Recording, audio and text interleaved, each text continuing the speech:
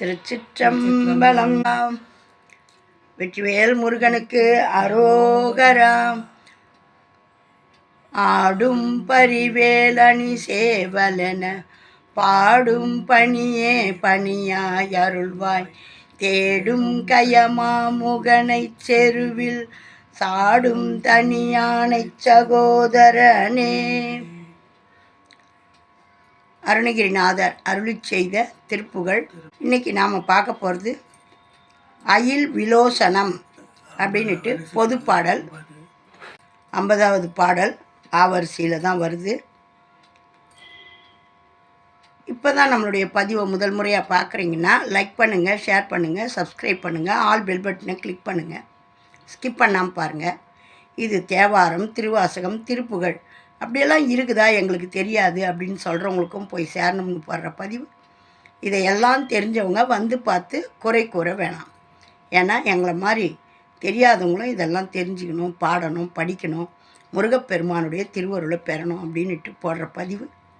நீங்கள் உங்களுடைய அன்பையும் ஆதரவையும் அள்ளி கொடுங்க. திருச்சிற்றம்பலம். வெற்றிவேல் முருகனுக்கு அரோகரா. இப்போ இதுக்கான சந்தம் பார்ப்போம். தனன தானனம் தனன தானனம் தனன தானனம் தனதானா. அயில் விலோசனம் குவிய வாசகம் பதர ஆனனம் குருவேர் உர. அழக பாரமும் குலைய மேல் விழுந்து அதர பானம் உண்டு இயல் மாதர். சயில பாரம் குங்கும பயோதரம் தழுவும் ஆதரம் தமியேனால் தவிர ஒணாது நின் கருணை கூர்த்தரும் தருண பாதமும் தரவேனும். கையிலையாலியும் குளிசபாணியும் கமலயோனியும் புயகேசன். பணபண முகம் கிழிய மோது வெம் கருட வாகனம் தனிலேறும். புயல் இலேகரும் பரவவானிலும் புணரி மீதினும் கிரி மீதும். பொருணிசாசரன் தனது மார்பினும் புதைய வேல்விடும் பெருமாளே.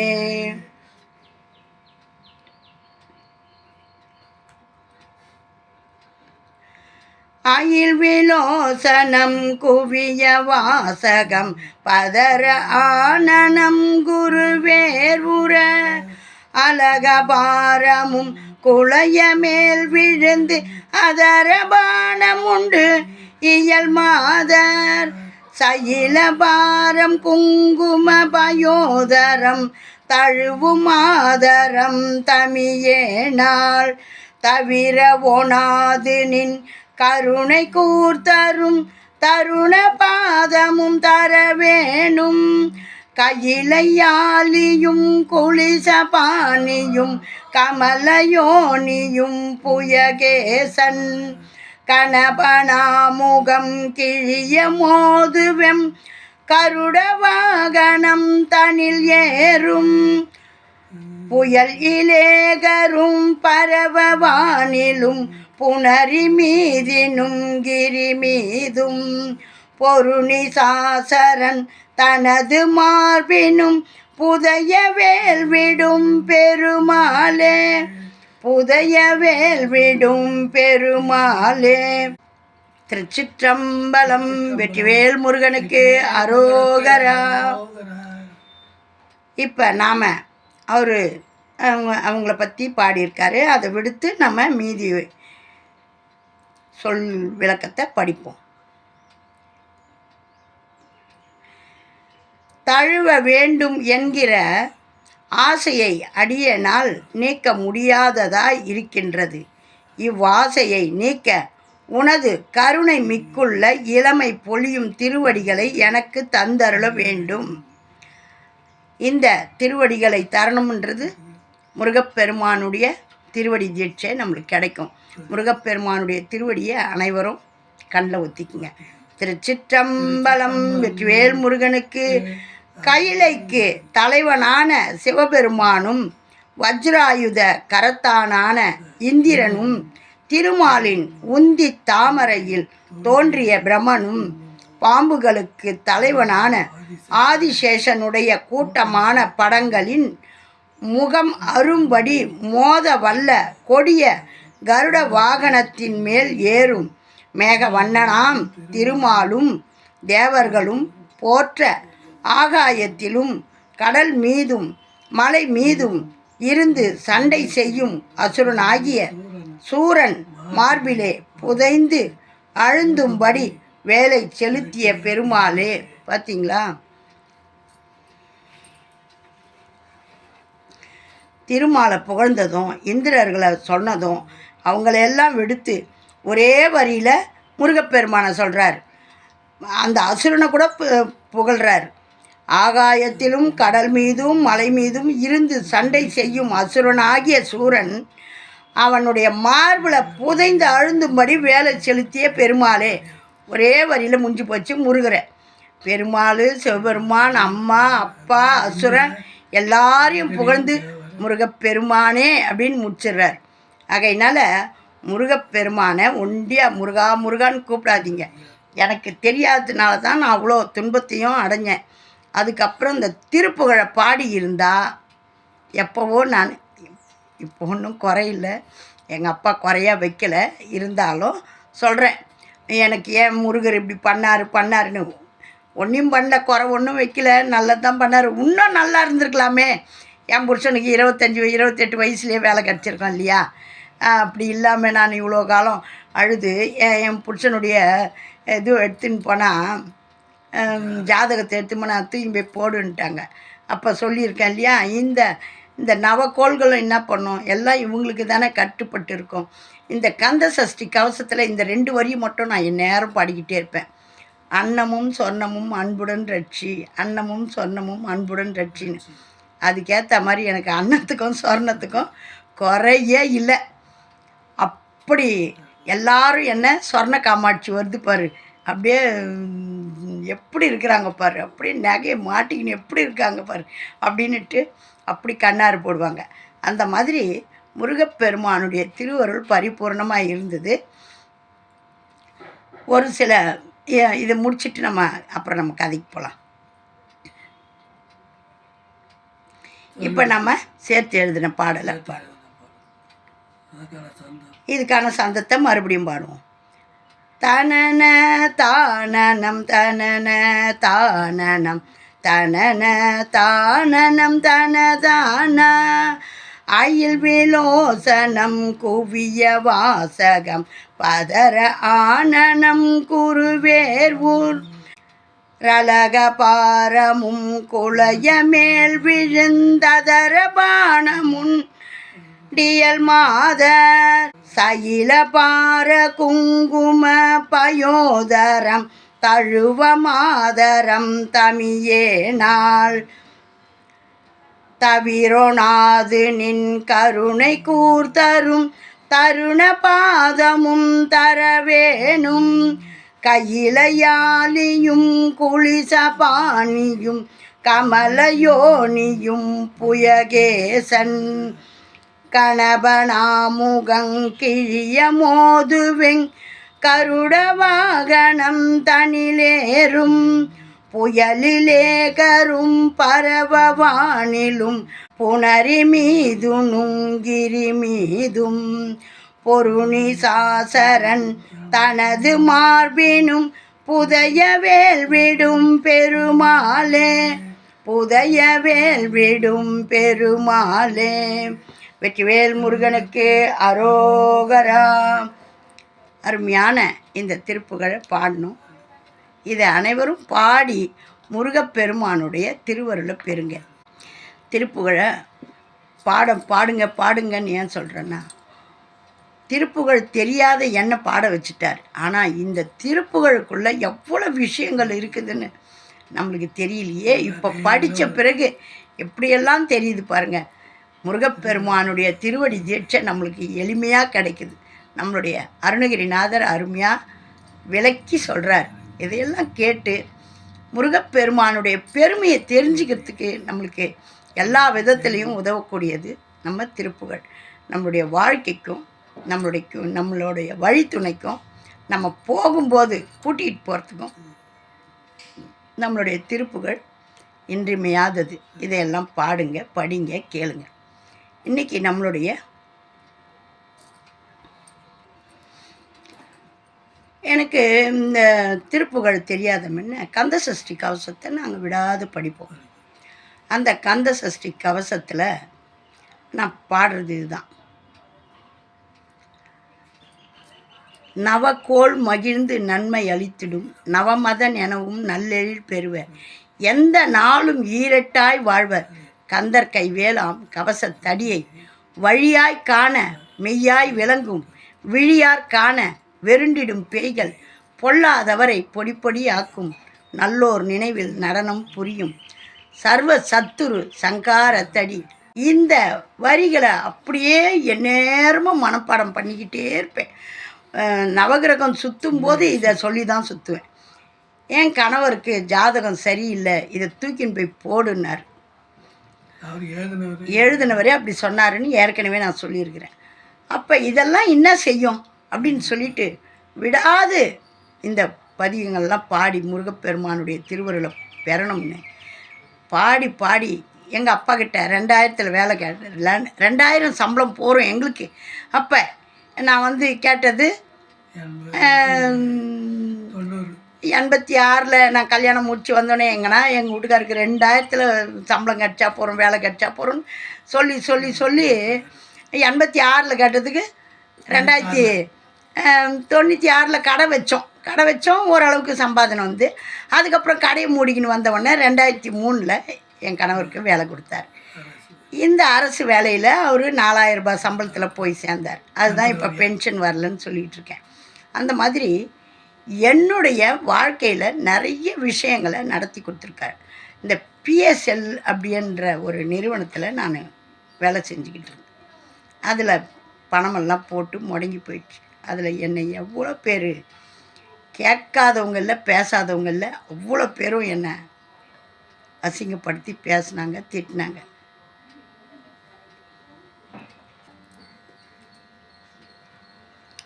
நான் எங்கள் சின்ன பொண்ணு வீட்டுக்கு போயிருந்தேன். அதாவது சோத்துப்பாக்கம் அச்சரப்பாக்கத்தாண்ட இருக்கு.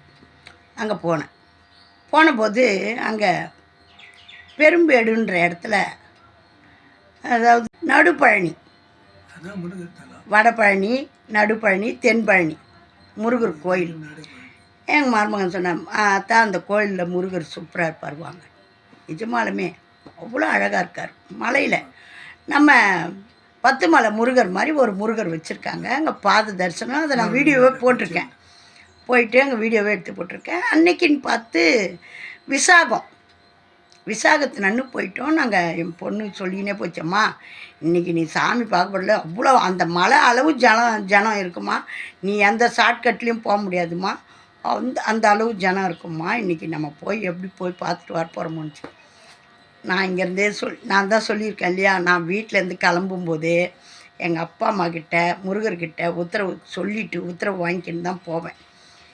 அப்போ நான் சொல்லிட்டு போனேன்ப்பா, நான் உன் பிள்ளைய பார்க்க வர்றேன், எந்த இடைஞ்சலும் இல்லாமல் நல்லபடியாக நான் பார்த்துட்டு சேவிச்சுட்டு வரணும், நடுப்பழனி முருகனை நான் பார்க்கணும் அப்படின்னு சொல்லிட்டு போகிறோம். அந்த கிராமத்தில் 2 வீலர்லேயே போயிட்டு அச்சரப்பாக்கத்துலேருந்து அந்த ஆர்ச் இருக்கும், அந்த நடுப்பழனின்ற ஆர்ச்சில் நுழைஞ்சு போனோம்னா வலது கை பக்கத்தில் கோயில். அப்புறம் போனோம்மா, அழகான சின்ன மலை, அங்கே பாதமும் பெரிய முருகர் சிலையும் வச்சுருக்காங்க திறந்தடியாக. இந்த கோயிலுக்குள்ளே போனோம்னா கோயில் அருமையான கோயிலுங்க. கோயிலுக்குள்ளே போனால் காலியாக இருந்தது. எனக்கு ஆச்சரியம், என் பொண்ணு இப்படி பயமுறுத்தினாலே அப்படின்னு சொல்லிட்டு நல்லா முருகரை வேண்டி சுற்றி சுற்றி வந்து சுற்றி வர முடியாது எல்லா இடத்தையும் ஏன்னா பால் குடம் வரப்போகுது, ஜனங்க வரப்போகிறாங்கன்னு எல்லாம் சுற்றி சுற்றி கட்டிட்டாங்க.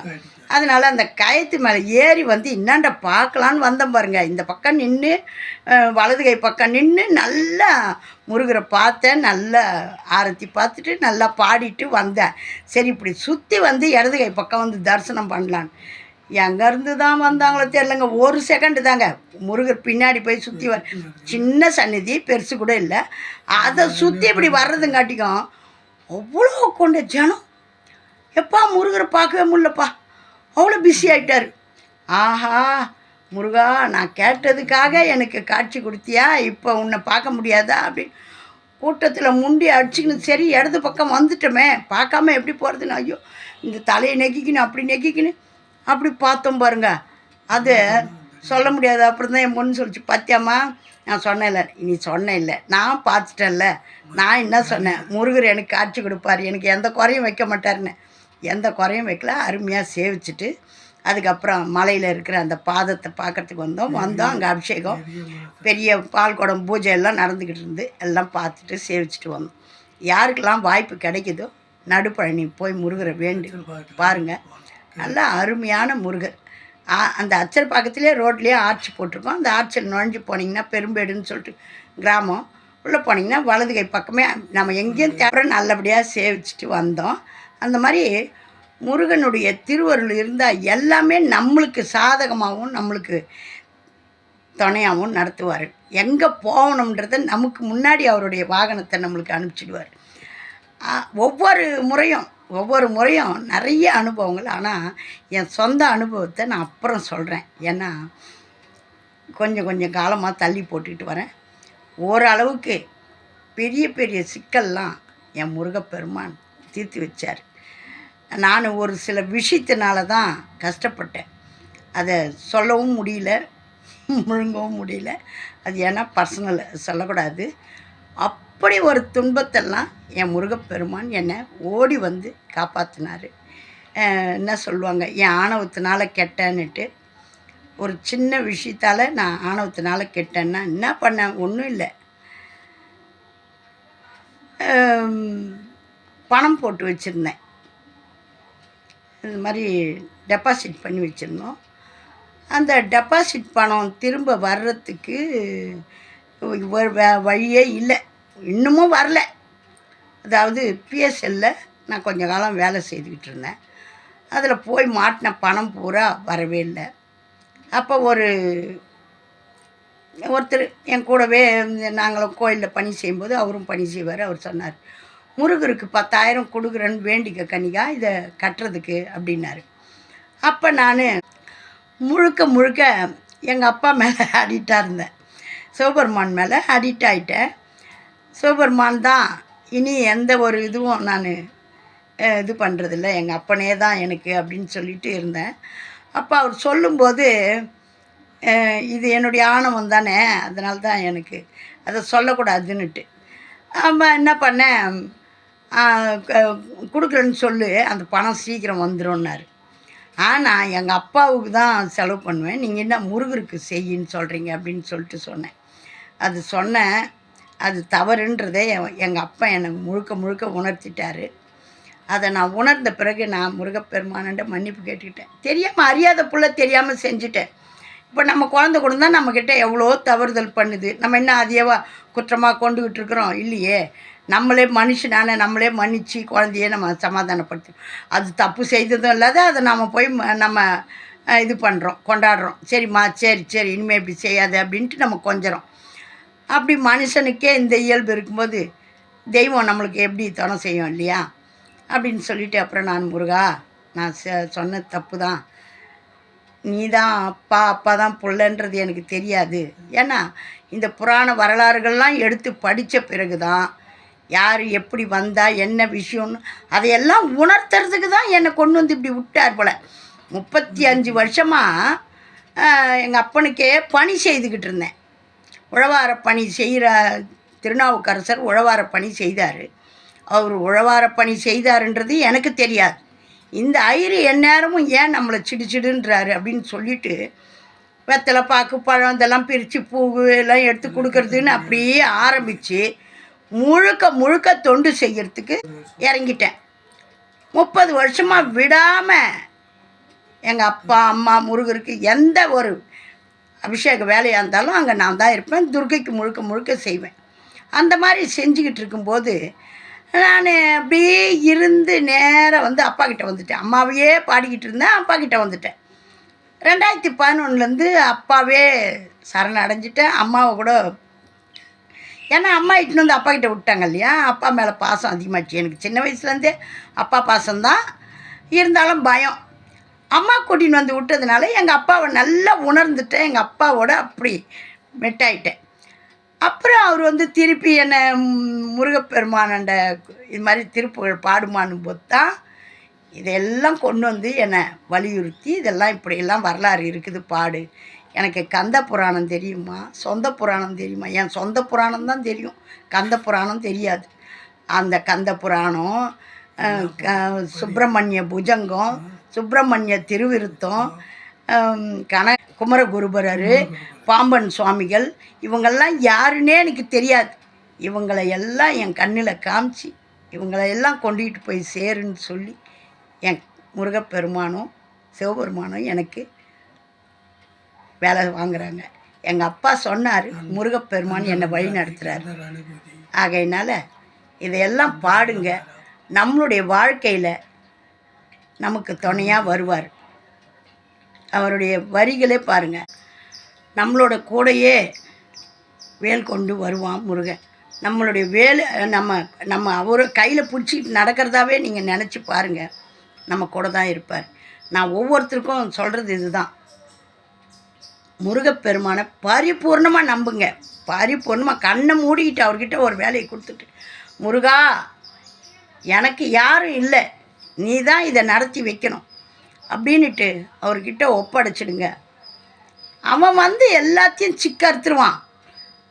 அப்படி ஒரு கண்கண்ட தெய்வம். இது என்னுடைய அனுபவத்தின் மூலம் உங்களுக்கு சொல்கிறேன். இது நான் சின்ன வயசுலேருந்து அனுபவிச்சுட்டு வந்ததை இப்போ வந்து 63 வயசில் உங்களுக்கு எல்லாத்தையும் கொண்டு வந்து சொல்கிறேன். ஏன்னா நேற்று இன்றைக்கின்னு இல்லை, 63 ஆண்டுகளாக முருகப்பெருமானை என்னோடையே வச்சுக்கிட்டு இருக்கிறேன். நான் எங்கேயும் விடுறதில்லை. அதான் சொன்னேன், அப்படியே நான் அவர் இப்படி பண்ணிட்டாரேன்னு நினைக்கும் போது கூட திருநாவுக்கரசர் சொல்கிற மாதிரி உன்னை கனவுல கூட நான் உனக்கு அந்த பூஜை பண்ணுறதுக்கு மறக்கிறது கிடையாது. செய்வேன், கடமையாக செய்வேன். உள்ளூர இருந்த அன்பு போயிடுச்சு. எங்கள் அப்பா இப்படி என்னை பண்ணிட்டானேன்னு, ஆனால் உனக்கு நான் நல்லது தான் செய்து வச்சுருக்கேன் அப்படின்னு சொல்லிவிட்டு எனக்கு உணர்த்தும் போது தான், முருகா நான் அறியாத புள்ள தெரியாத செஞ்சுட்டேன், என்னை மன்னிச்சிடுங்க அப்படின்னு சொன்ன உடனே இப்போ சொல்கிறாங்க மறுபடியும் பிஎஸ்எல் பணமெல்லாம் வரப்போகுது அப்படின்னு சொல்லிட்டு. என்னால் முடிஞ்சது, இப்போ எங்கள் கோயில் கும்பாபிஷேகம் பண்ணிகிட்ருக்காங்க, என்னால் முடிஞ்சது நான் எல்லாம் என்னால் முடிஞ்சது நான் தான் சொன்னேனே. நாங்கள் என் கணவருக்கு பென்ஷன் கிடையாது, அதிகமான 13 வருஷம் வேலை செஞ்சார், அவருக்கு என்ன வந்திருக்குன்னு பாருங்கள். அதுவும் 4000 ரூபாய் சம்பளத்தில் சேர்ந்தவருக்கு இன்னும் பென்ஷனும் கிடையாது, ஒன்றும் கிடையாது. நாங்கள் யார்கிட்டையும் போய் கையேந்தி 1 ரூபா கொடுன்னு கேட்குறதில்ல. ஏதோ இருக்கிறத வச்சுக்கின்னு நாங்கள் கஞ்சி குடிச்சிக்கிட்டு இருக்கிறோம். அது எங்கள் அப்பா அளக்கிற படி அப்படின்னு தான் நான் நினச்சி ஒவ்வொரு நாளும் சந்தோஷப்பட்டுக்கிறேன். நமக்கும் கீழே வாழ்பவர் கோடி, நினச்சி பார்த்து நிம்மதி நாடு. இது கூட இல்லாமல் எவ்வளோ பேர் இருக்காங்க. நம்மளுக்கு இதையாவது இறைவன் படி அளக்கிறாருன்னு நினச்சி நான் எப்பயும் சந்தோஷப்படுவேன். அது இல்லை இது இல்லைன்னு எந்த நாளும் என் புருஷனை நான் தொல்லை பண்ணது கிடையாது. எனக்கு ஏன் இப்படி வாங்கி கொடுக்கல அப்படி வாங்கி கொடுக்கல, நான் ஒரு நாளும் நான் அது மாதிரி கேட்டு சண்டை போடவே மாட்டேன், கேட்க மாட்டேன். ஏன்னா அவர் சம்பாரிச்சதை கொண்டு வந்து என் கையில் கொடுத்துருவார், நான் பார்த்து தான் செலவு பண்ணுவேன். ஏன் இந்த செலவு பண்ணேன்னு சொல்ல மாட்டார். 2 பேரும் நாங்கள் பேசிக்கிட்டு தான் செலவு பண்ணுவோம். இது மாதிரி செய்ய போகிறேன் அப்படின்வார். அது சரியில்லை வேணாம் அப்படின்னாருன்னா விட்டுடுவேன். இல்லை அது செய்யணும், இப்படி தான் செய்யணும், இது செஞ்சால் நல்லதுன்னு சொன்னேன்னா ஏற்றுப்பார். 2 பேரும் அப்படி தான் இருக்கிற கொஞ்சம் வருமானத்தை எந்த நேரத்தில் எதை செய்யணும் எதை செய்யக்கூடாதுன்றதை தீர்மானித்து சிக்கனமாக நாங்கள் வாழறோம். இந்த ஆசீர்வாதம் இறைவனால், எனக்கு பேராசை புத்தி இருந்தால் நாங்கள் இந்த மாதிரி பண்ண முடியுமா? அவனுடைய திருவருள்னால் எனக்கு நல்ல புத்தியை அவர் கொடுக்குறார், இப்படியெல்லாம் நடக்கணும். வெற்றிவேல் முருகனுக்கு அரோகரா. மாலையில் போடுற தேவாரத்தையும் கேளுங்க. ஏன்னா இன்றைக்கி போட போகிறது மிக மிக சிறப்பு வாய்ந்தது. சொன்னேன் இல்லையா, நம்ம சுந்தரருடைய தேவாரம் களவு போன பொருள்கள் கிடைக்கிறதுக்கான பதிகத்தை இன்றைக்கி பாட போகிறேன். இன்றைக்கி அனைவரும் கேளுங்க, கேட்டு சிவபெருமானுடைய திருவருளையும் பெறுங்க. ஆறிரு தடந்தோள் வாழ்க, அருமுகம் வாழ்க, வேற்பை கூறுசெய் தனிவேல் வாழ்க, குக்குடம் வாழ்க, செவ்வேல் ஏரிய மஞ்சை வாழ்க, யானை தன்னணங்கு வாழ்க, மாறிலா வள்ளி வாழ்க, வாழ்க சீரடியாரெல்லாம், வாழ்க சீரடியாரெல்லாம். திருச்சிற்றம்பலம். வெற்றிவேல் முருகனுக்கு அரோகரா. ஓம் நமச்சிவாயம். நல்லதே நடக்கும். எங்கும் இறை அருள் பெருகட்டும். திருச்சிற்றம்பலம்.